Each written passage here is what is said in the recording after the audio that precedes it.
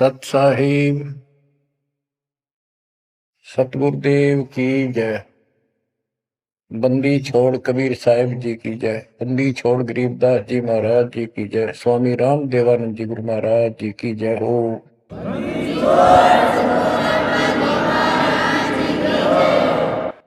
सर्व संतों की जय, सर्व भक्तों की जय, धर्मी पुरुषों की जय।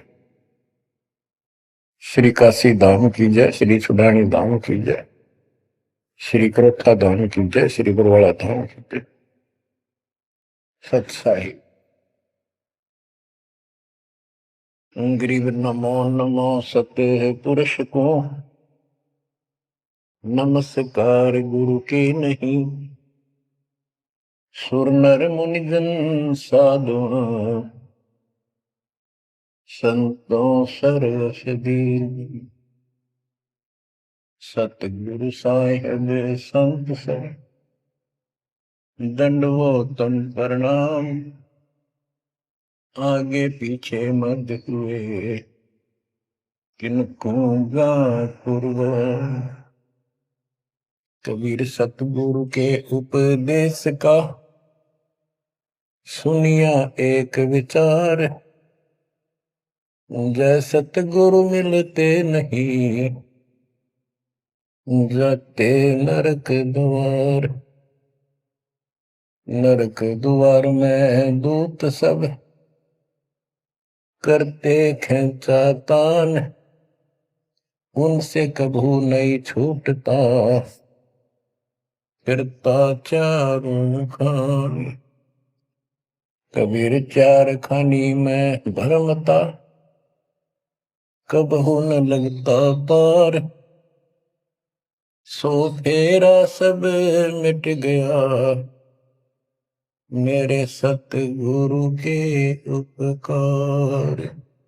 जय जय सतगुरु मेरे की,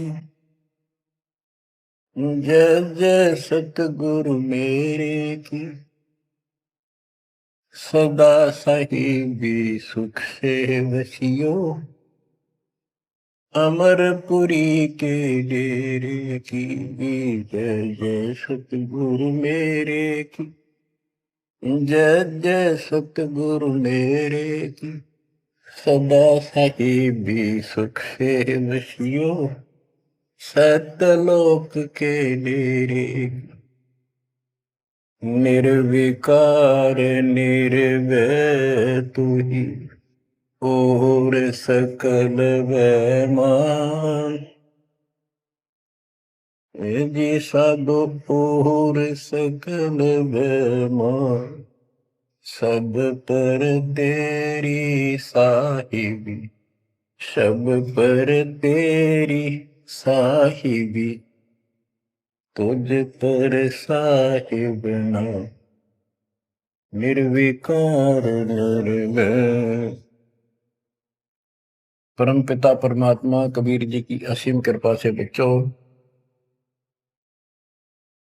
आज हमारे अंदर अपने घर जाने की प्रबल प्रेरणा हुई है। बच्चों, कोई भी काम है उसकी विशेष जानकारी होने के बाद उसमें रुचि बनती है। किसी प्रकार अब हमें पता चला है कि इस लोक में हम गलत स्थान पर रह रहे हैं, और आपको यह भी याद दिला जाता है कि ये शरीर नहीं रहेगा। जिस परिवार को देखकर हम खूब खुश हैं और होना भी चाहिए, पर ये साथ कितने दिन का है यो तक भी ध्यान देते नहीं।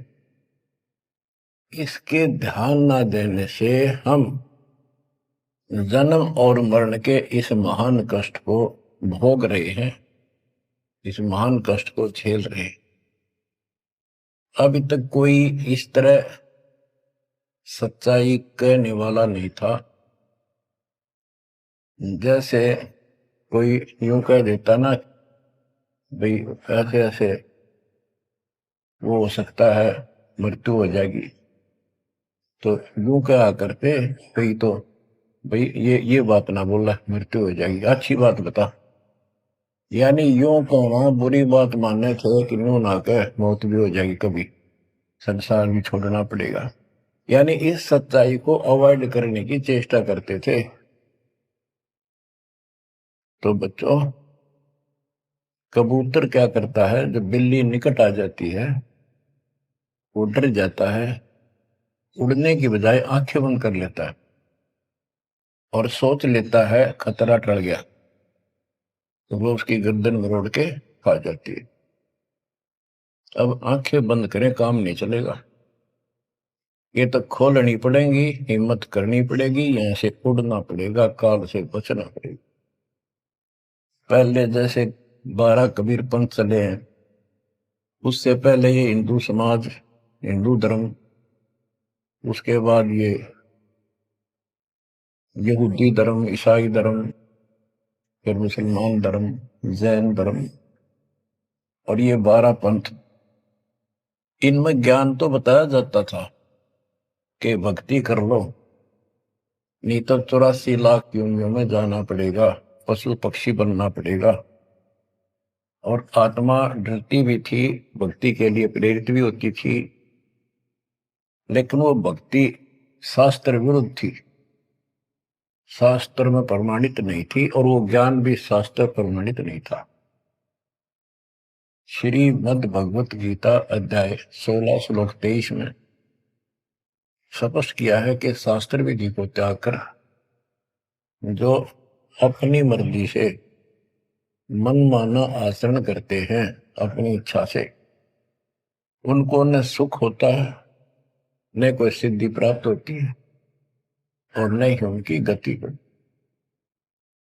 या तो ये कहो कि गीता गलत और ये झूठे गुरु सच्चे, इनमें से एक को रिजेक्ट करना पड़ेगा, लेकिन गीता को कोई रिजेक्ट कर नहीं सकेगा। आखिर में इन झूठे गुरुओं को त्यागना पड़ेगा। बच्चों, परमात्मा के पाने के लिए, उस सुख को प्राप्त करने के लिए कितने कितने कष्ट झेले हैं महापुरुषों ने, हमने भी उठाए। हम ऋषि बने, ऋषि बनकर कठिन साधनाएं की, जैसा लोकवेद दंत कथाएं सुना करते थे, उसके आधार पर सिद्धियां आ गई, सिद्धियां दिखाकर फिर प्रसिद्धि होगी, उस प्रसिद्धि के ऊपर हम प्रसिद्ध हो गए और खूब महर्षि प्रसिद्ध हो गए।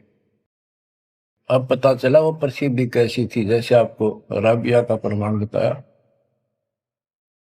4 साल की ठीक साधना से ऐसे ऐसे चमत्कार भी हो गए, मक्का उठ के आ गया, लेकिन भविष्य जीरो हो गया उसका, सिर भी काट दिया, इतनी प्रेरित थी भगवान के प्रति, लेकिन नथिंग, कुछ नहीं हुआ। काम तो अब बनेगा जब बनवाया जा। गरीब ये जीवन सफल है, जब लग राम रटंत, देखोरी को जाने दे, भरम पड़े हैं पंथ। इस मनुष्य जीवन की सफलता उसी की है जो परमात्मा की भजन करते हैं, अन्यथा इसका कोई यूज नहीं। पशु पक्षी का भी ऐसा ही जीवन है, ऐसे ही कर्म वो करते हैं, खाना पीना, टट्टी जाना, बच्चे उत्पन्न करना, बच्चों के लिए फिर सारा दिन भटक के उनका पोषण करना, फिर मर जाना, ये कोई जीवन है?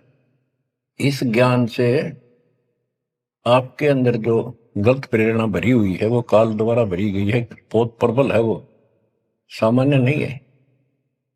अब जैसे किसी को बुखार हो जाता है तो उसके बस की बात नहीं वो नॉर्मल हो जाए। तो बच्चों, आपके लगन लगानी पड़ेगी। जैसे बुखार हो जाता है, उसके बस की बात नहीं कि वो ठीक ठाक रहे, अपने ठीक क्रिया करे, तो उसके लिए औषधि की आवश्यकता पड़ती है, और जब नॉर्मल हो जाएगा फिर सारे काम ठीक करेगा। इसी प्रकार ये आपके बस की बात नहीं है जो आप जिस व्यवस्था में लग रहे हो, ये इस ज्ञान से, इस भक्ति से आपका यो अज्ञान हटेगा, ये जिससे प्रभावित हो बुखार हटेगा, फिर आपकी लगन अदब से बनेगी, अलग से बनेगी। अगर ये भाव नहीं बना तो क्या ये जीवन अच्छा है जो आप जी रहे हो? कोटि जन्म तन भर में दोगे कुछ नहीं हाथ लगा रे। कुकर कुत्ता, सुकर सुअर, खर गधा, कौवा बुगला। बता, इन प्राणियों के शरीरों में असंख्यों बार कष्ट उठा लिया अपने को, असंख्यों बार, एक बार नहीं। तो क्या इस प्रोसीजर को जारी रखोगे? मेरी आत्मा तो मान नहीं रही कि आप इसको स्वीकार कर लोगे। और अब भी आपकी आंखें नहीं खुलेंगी और आपकी प्रेरणा नहीं बनेगी, तो फिर इंसान नहीं, पत्थर हो तुम, पत्थर। कोटि वर्ष करे संगत संतों की, पत्थर का जल में क्या बूझे। चंदन बन में रंग ला दे, एक बांस बिटम भी ना सीखे। पत्थर को जल में डाल दे, कितने गहरे जल में डाल दे, कितने दिन डाले रखे, उसका कोई असर जल का नहीं होता। नहीं, जल से तो नरम होता है पदार्थ। बाहर निकालते उसको घिसा दे दूसरे पत्थर से, जो का त्यों चिंगारी निकलेंगे। तो पत्थर जैसे प्राणियों को किसी चीज का असर नहीं होता। ये अमृतवाणी उन पुण्यात्माओं को झंझोड़ कर रख देंगी जिनकी आंखें काल में अज्ञान से बंद कर रखी। उस परम पिता के घर जाने के लिए, सुख को प्राप्त करने के लिए, गरीबदास जी बताते हैं कि मंसूर मैसूर क्यों हो गया, शरीर पासी प्रवेश और जाके ऊपर एती नोबती। कैसा है वो देश? उस परमात्मा के सुख को, सतलोक को प्राप्ति के लिए, उसकी प्राप्ति के लिए टुकड़े टुकड़े शरीर करा दिया मंसूर अली जी ने, पीछे नहीं हटा। तो गरीबदास जी कहते वो सुख कितना होगा जिसके लिए शरीर भी खत्म कर दिया, कोई नो प्रॉब्लम। और ये शरीर तो आपका रहेगा नहीं, गारंटीड है। इसलिए बार बार याद दिलाता हूं कि हमारे ऊपर नशा जबरदस्त कर रखा काल ने। ये आपके बस की बात नहीं, ये तो ये एंटीबायोटिक आपको प्रेरित रखेंगे। आप भक्ति भी करोगे, बुराइयों से भी बचोगे, और अपने घर जाने की प्रबल इच्छा बनेगी। जहां आशा ता बासा होई, मन कर वचन सुमरियो सोई।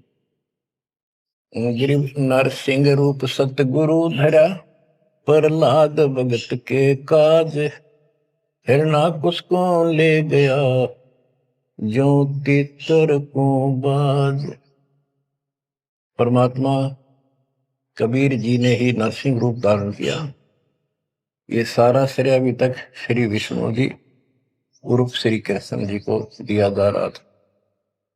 जो भी है, परमात्मा चाहते हैं कि किसी तरह इनकी भक्ति में आस्था बनी रहे। ये किसी को मानकर भक्ति कर रहे, करते रहो, उससे मिलना कुछ नहीं, पर पिछले संस्कार से मालिक उनकी मदद स्वयं करते हैं। गरीब नामा का देवल फेरा, मुई जवाई गाय। पीड़ा मेरी संत की, छान छवाई आए। कबीर साहब कहते हैं, दो दिन मेरी शरण है, ताका हूं मैं दास। दास में नौकर, गुलाम, और गेल गेल लग गया करूं जब तक धरती आकाश।